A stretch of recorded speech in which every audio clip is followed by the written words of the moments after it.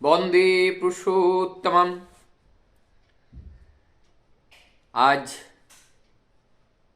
परम दयाल ठाकुर जी के एक बात, कौन सा भक्त भगवान को पसंद है, इस तत्व को ढूंढने के लिए परम दयाल के श्रीमुख से भक्त के साथ कथापकथन के माध्यम से उद्गृत उस विषय को चर्चा का मुख्य विषय बनाकर रखते हुए हम आज की चर्चा को आगे बढ़ाएंगे। परमदयाल चिची ठाकुर बड़ाल बांग्लो अर्थात वर्तमान में जो लाइब्रेरी है, म्यूजियम है, ठीक वहाँ पर उसके बीचों बीच ठाकुर जी का आसन हुआ करता था और उसके ठीक नीचे बैठे हुए थे हमारी परम श्रद्धा कृष्ण प्रसन्न भट्टाचार्य दा, जिसे किष्टदा के नाम से सभी लोग जानते हैं। उस समय वो ऋतिका आचार्य थे। पास में बैठे हुए थे श्री सुशील कुमार बसुदा, श्री शरद चंद्र हालदार दा और अनेकों सेवारत भक्तजन ठाकुर जी को विष्टन करके बैठे हुए थे। और इस बीच में बैठे हुए थे राम सिंह वसवंदा, राम बसवंत सिंह दा। परमदयाल ठिची ठाकुर बातें करते करते अचानक बसवंत दा की ओर मुड़कर कहने लगे, बासुमन, क्या तुम अबू बकर, उमर, अली, उस्मान, इन लोगों के जो जीवनी हैं आपने कभी पढ़ा? इस बात को ठाकुर ने बसवंत दास से पूछा। परमदयाल चिची ठाकुर आज अचानक जो मोहम्मद साहब के भक्त थे, उन भक्त समूह के बारे में क्यों पूछा? ये भी एक बहुत बड़ा सवाल है। परमदयाल क्या बताना चाहते थे? उस बात के क्रम में बातें आगे बढ़ी। तब परमदयाल से ठाकुर जी कहते हैं, इस दुनिया में जितने भी प्रोफेट आए और उस प्रोफेट को वेस्टर्न करके जो भक्त, जो पार्षद हुए, उनमें से सबसे श्रेष्ठ पार्षद मोहम्मद साहब का था, ये देखने को मिलता है। शक्तिशाली भक्त वेस्टर्न था। ये परमदयाल चिची ठाकुर जी के श्रीमुख से निकली हुई बात है। तो इस बात को सुनकर, इस बात को जानकर हम लोगों के मन में भी आ रहा होगा, शायद परमदयाल चिची ठाकुर अबू बकर, उमा, अली जैसे भक्त प्रभु के प्रति सेवापरायण और प्रभु के लिए जीवन संघर्ष जितना कठिन था, शायद ऐसा कठिन दूसरे अवतार पुरुषों के समय उनके भक्त वेस्टर्न के अंदर इतना नहीं था। तो ठाकुर जी को इस बात कहने का अर्थ क्या हुआ? यदि हम ठाकुर जी को चाहते हैं तो हमें ऐसे भक्तों ने जिस तरह से घटना को अंजाम दिया और जिस तरह से प्रभु के कार्य करने के लिए अपने आप को समर्पित किया, शायद ऐसा समर्पण भाव हम लोगों के सब के हृदय में ऐसा हो। शायद ठाकुर जी ऐसा चाहते हैं कि हम सभी के हृदय में ऐसा भक्त का फिगर हो, क्योंकि वो परम दयाल हमें हजार बार उद्धार करने के लिए चाहने के बावजूद भी उद्धार नहीं कर सकते हैं। उद्धार तो हमें स्वयं को होना पड़ेगा, हमें स्वयं को होना पड़ेगा। इसके लिए कोई कर नहीं सकते हैं, उसके लिए हमें स्वयं करना पड़ेगा। हम जितना अच्छा एक उदाहरण के साथ इसे समझने का कोशिश करते हैं। हमारे अच्छे टीचर हैं, टीचर बहुत सुंदर पढ़ाते हैं और टीचर वर्ल्ड फेमस है, चाहे वो फिजिक्स के हो, केमिस्ट्री के हो, बॉटनी के हो, जूलॉजी के हो, मैथ के हो, कॉमर्स के हो, एनीवे कोई भी सब्जेक्ट से रिलेटेड टीचर्स हो, वो वर्ल्ड फेमस है। वो हमें पढ़ा रहे हैं, तो क्या अगर मैं वर्ल्ड फेमस टीचर के पास पढ़ रहा हूं, इसका मतलब ये है कि मैं टॉप पे रहूंगा?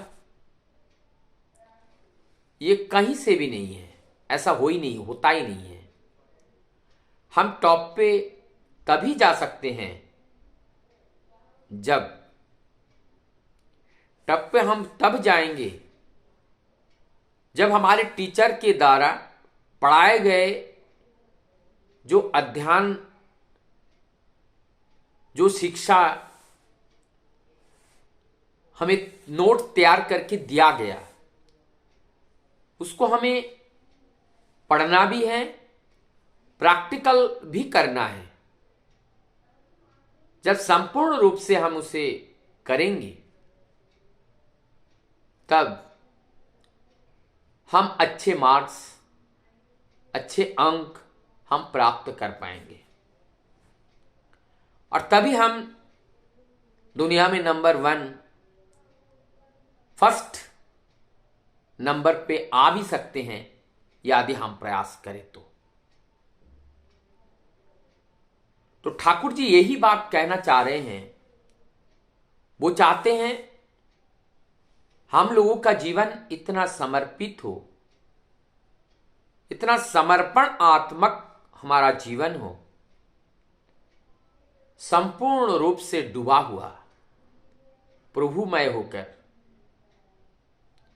और तभी हमारे जो रंध्रा है, रोमकूप हैं, वो जो छेद हैं, जो पोर हैं, वो भी प्रभु की गूंज से भर जाएं, प्रभु की चिंता से भर जाएं, प्रभु की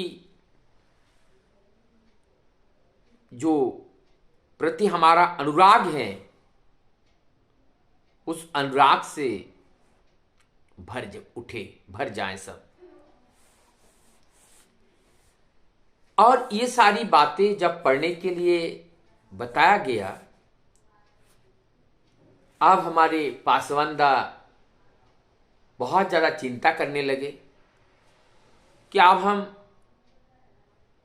एक किताब तो हमारे पास है नहीं, हम कहाँ से ये कलेक्शन जुगाड़ करेंगे और कैसे हम अध्ययन करेंगे। वहां पे बैठे हुए थे शरद हलदरदा, उन्होंने अचानक ही बोल पड़े, दादा हमारे पास हैं, आप हमसे ले लीजिएगा।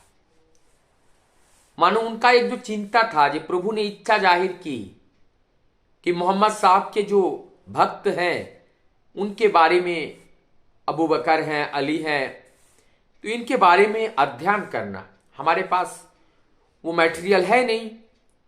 तो शरद हलदरदा से उनको मिल गया।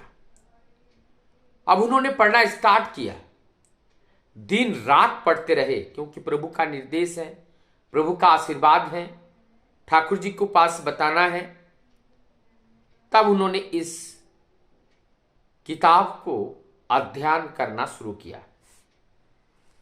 क्या नाम था इस किताब का? नाम है मरुभास्कर। ये नजरुल इस्लाम का काव्य ग्रंथ है। इस मरुभास्कर में नजरुल इस्लाम का जो मरुभास्कर ग्रंथ है, इसमें जो मोहम्मद साहब के पार्षद के रूप में जो भक्त लोग आए थे और प्रभु मोहम्मद का और उनके भक्त का दिव्य लीलाओं का वर्णन इस मरुभास्कर काव्य ग्रंथ के अंदर है, जो नजरुल इस्लाम के माध्यम से रचना किया गया। बहुत उन्होंने अध्ययन करने के बाद 2 दिन में उन्होंने पढ़ाई की। करने के बाद वो अत्यंत प्रभावित हो गए। उनके अंदर ठाकुर जी के प्रति एक जो भाव है, एक दृष्टांत है, यानी अलग हो गया। और मनी मन बासवंदा सोच रहे हैं, आज ठाकुर इस किताब मतलब इस चरित्रों को पढ़ने के लिए क्यों दिया और हमें क्यों बताया। अर्थात जब उन्होंने अध्ययन किया, उसके बाद जो अनुभूति उनको प्राप्त हुई, उस अनुभूति के ऊपर खड़ा होकर के आज बासवंदा कह रहे हैं, अगर मैं इस किताब को नहीं पढ़ता तो मैं बहुत कुछ अपने जीवन में समझ नहीं पाता। इस किताब को पढ़कर, इस काव्य को, महाकाव्य को पढ़कर हमें ठाकुर जी के प्रति जो अनुराग है, जो निष्ठा है, जो भक्ति है, जो श्रद्धा है, ये बढ़ गया। और हमें समझ में आया कि किस तरह से प्रभु की सेवा करना चाहिए। इस बात को मरुभास्कर नामक काव्य ग्रंथ के माध्यम से हमें प्रेरणा मिली है। तो इस मरुभास्कर में दिया हुआ भक्त भगवान की उस दिव्य लीला को, जैसे हमारे सत्संग जगत में भक्त बलाए हैं, ठाकुर जी के अनेकों पार्षदों का वर्णन प्रभु को लेकर, उनकी जीवनी, उनकी बायोग्राफी को समाहित करके एक बुक्स बनाया गया, जो भक्त बलाए हैं। वास्तव में मैंने भक्त बलाए का जब अध्ययन किया, भक्त के बारे में जब तक नहीं जान पाते हैं, तब तक भगवान को समझना बड़ा कठिन हो जाता है।